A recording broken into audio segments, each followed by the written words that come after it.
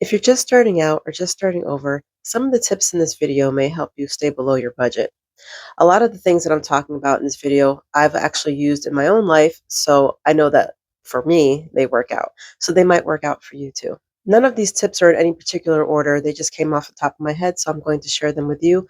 And the main goal is to take some of these tips and try to implement them into a daily habit so that you're not thinking about them anymore. It becomes part of your lifestyle. And further along in life, it kind of helps you with the budgeting because it's more of a practical thing to practice than anything else. So, one thing that I've noticed, particularly from watching some financial shows, is that when you're starting new, you're 18, 20, whatever, and you've got a roommate and you get in your first place and you want to get all the furniture and you want to buy it new. That's almost a debt trap. Unless you're one of the lucky ones that's making bank at that age, you may want to start looking at secondhand furniture, estate sales, Facebook Marketplace, things like that to find furniture. Now, not all furniture is created equal, especially when it's secondhand. So that's something you want to keep in mind.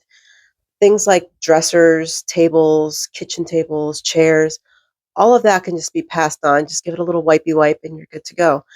Couches, I'm a little hesitant on that one. I'm going to be honest. A lot of people will tell you go ahead and do the secondhand, and I'm not going to tell you no, but I'm going to say that if you don't really know the background of that couch, I don't know about that one. But definitely for anything else, armoires, any type of furniture, please do the earth a favor and secondhand that. You can get it for super cheap. A lot of the times, some of that stuff will be pretty well built, and somebody's just upgrading or getting rid of something for whatever reason, especially with estate sales, which are, I haven't shopped an estate sale in a while, so I don't know how often they're around. But they've got to be around pretty often because in my one of my videos where I talk about decluttering your stuff for your kids, your kids don't want your stuff, so a lot of times those items end up in an estate sale or Goodwill.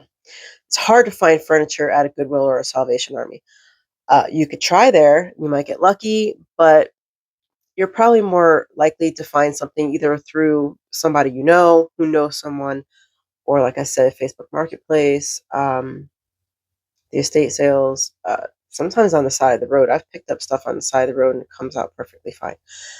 Sometimes coworkers are getting rid of things. A couple of my pieces of furniture came from my husband's coworkers. I've got this bit, and here's another thing to keep in mind too, which I'm going to talk about, is sometimes we have to look at functionality over aesthetic, especially if you're starting out or trying to stay under budget. Functionality needs to come first. As you create more money into your account, uh, and you want to upgrade, you can bless somebody else with that furniture, but at least you've got something that's functional and works and will get you through your day, in the meantime. So back to what I'm saying, uh, check those things out first. Secondhand is always a better option and way, way cheaper option because sometimes you can even get those things for free. So you're looking at like an $800 piece of furniture that now you got for free. Well, that's $800 less debt you've now got on your credit card. So just something to think about. Another thing that you can do while you're starting out or starting over and you've got like a little bit of disposable income is to start a budget for something that you're looking for. Like if you need a new mattress or a new dresser for the kid, etc., etc. It's a little bit controversial because a lot of people don't want you to go this route, but I found that for me, it worked pretty well and kept my debt at a level that was manageable. Is to when you're doing your budget, you want to earmark. If you don't know what an earmark is, it's you're taking however much money you have in your disposable income. That's money that you have. That's after everything has been paid. So 5, 10, 15, $100, whatever, and you set it aside. One, it becomes a buffer in your account, which is nice. So if anything hits that you didn't account for or something kind of went over, it'll take that and not make you overdraft.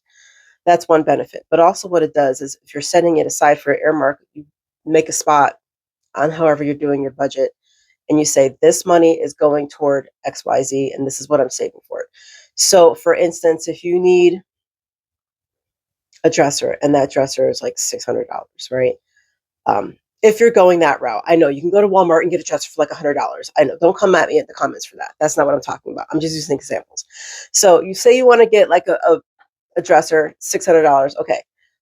Every paycheck, you're putting away $50, $100, whatever. And now it's at the point where you really need to get this dresser. Okay. Now you've got 60% of it that's paid in cash, 80% of it that's paid in cash. That's saved in cash, I should say.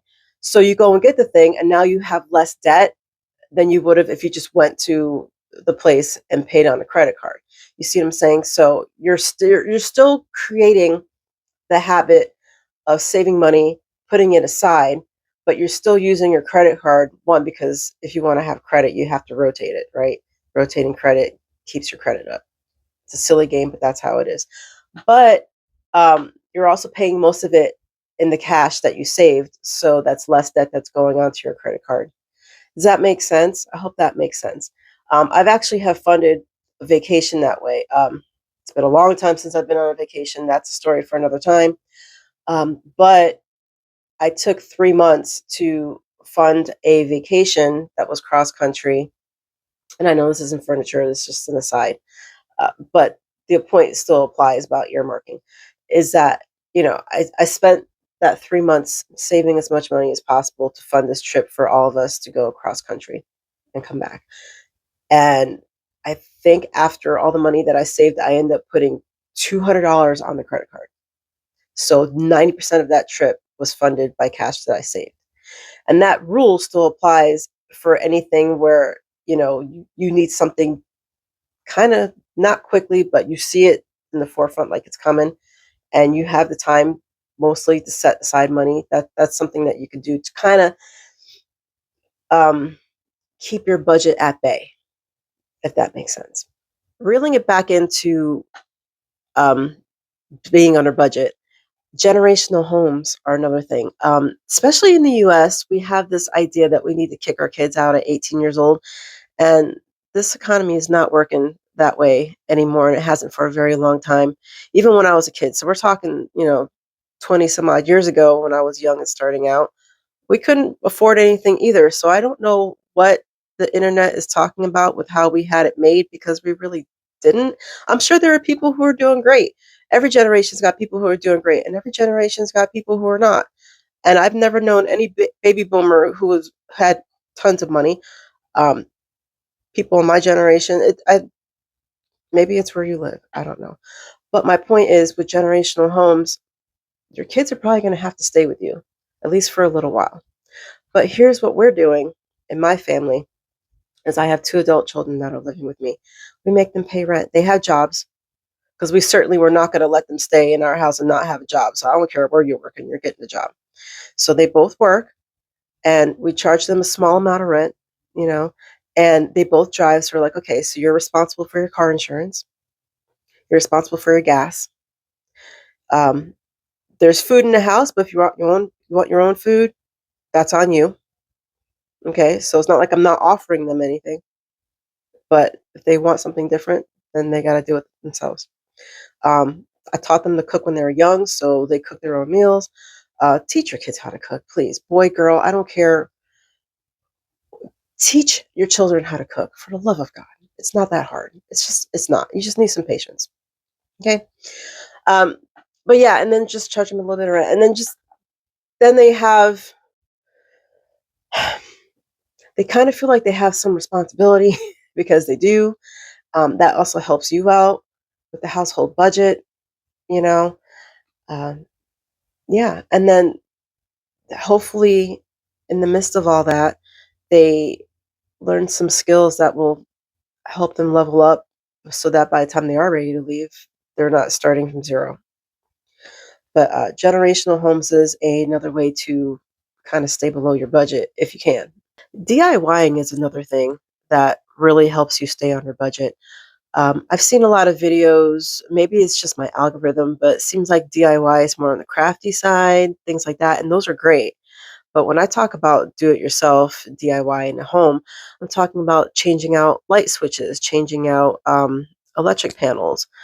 If you're scared about doing that, then please go ahead and hire somebody, but it's really not that hard. I actually had somebody walk me through a couple of times to do it, and it's actually really freaking easy. Just make sure that you've got the correct fuse off before you touch anything electrical, please, because you don't want to end up in the hospital or worse. But it's actually not that hard, and it's way cheaper than hiring an electrician because an electrician will charge you $75 just to walk into the house, whereas you could change all the panels on the first floor of your house probably for $75. You see where I'm going with this? You're saving yourself so much money by learning to do smaller things in the house first. Electrical uh, panels and switches is probably, like, for me, it's on the lower side, but for you, it might be on the higher side. Um, painting painting your home, hiring a painter. Uh, the one thing that you need to understand is that, yeah, if you hire a painter, they're probably going to do it faster, right? But you're also paying for that. So you're going to have to move your stuff away from the walls anyway. So just learn to paint. Get some blue tape, tape everything if you need to, and then get the equipment and then paint. Because depending on the size of the space that you're painting, it's probably going to cost you $200 to paint a 10 by 15 room if you're starting fresh with all new materials. Maybe 250. If you hire somebody, that's going to be like $500. So again, you're cutting your costs in half. And then if you're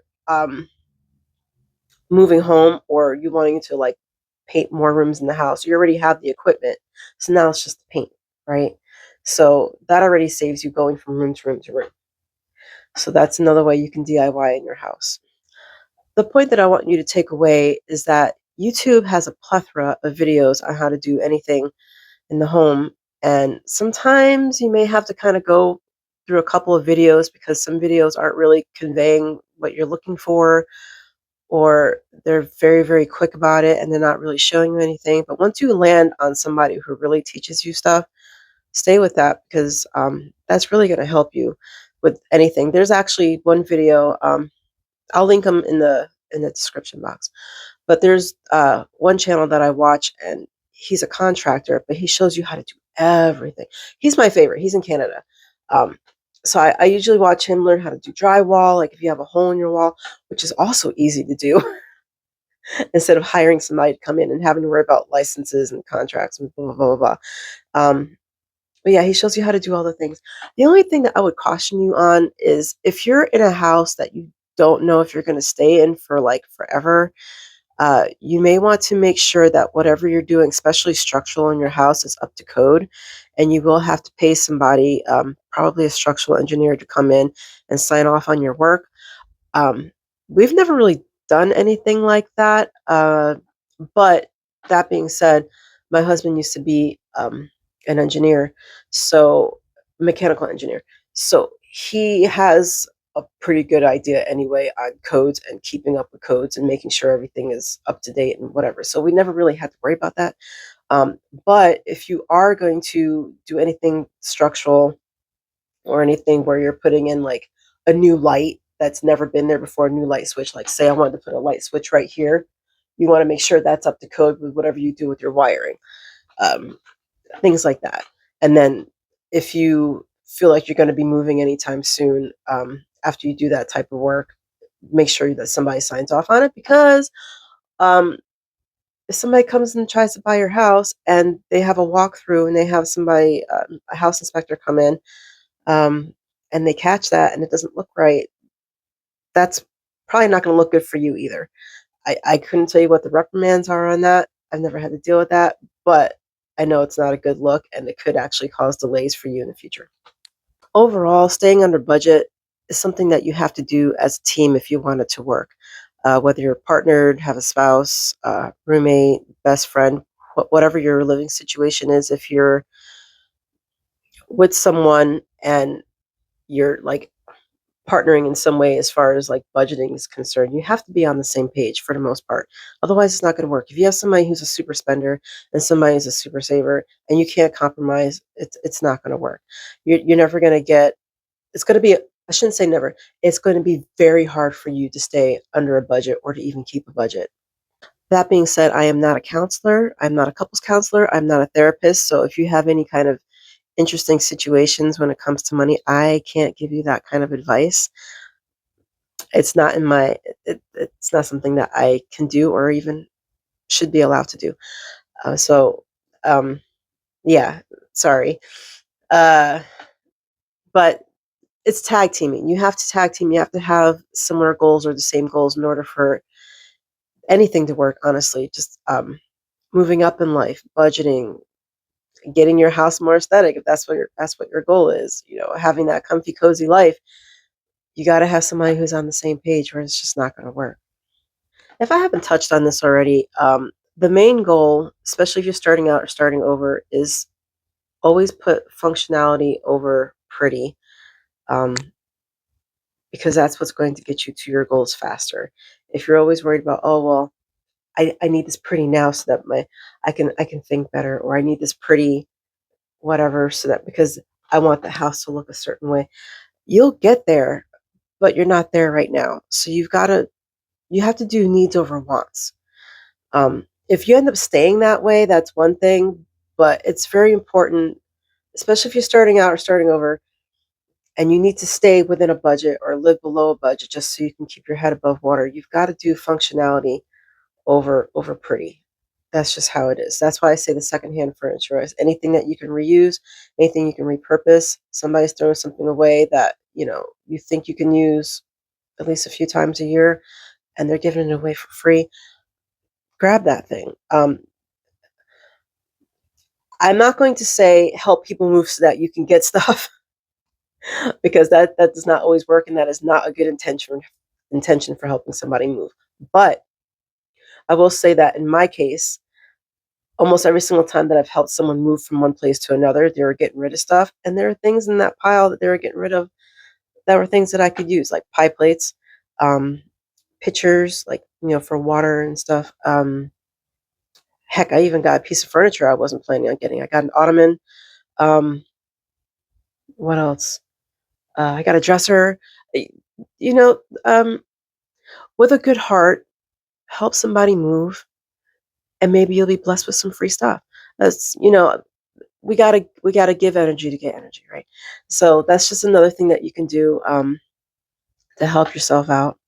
So I only touched on a few things today in this video, but what are some things that you're doing to try to keep your head above water, to stay under budget, things like that? What are you doing for your house? Are you doing any DIY? Do you have a generational home? Um, what are you doing to help yourself out in this getting very worse economy? So let me know in the comments. And if anything in this video resonated with you, please give it a like and think about subscribing. And I'll see you in my next video. Bye.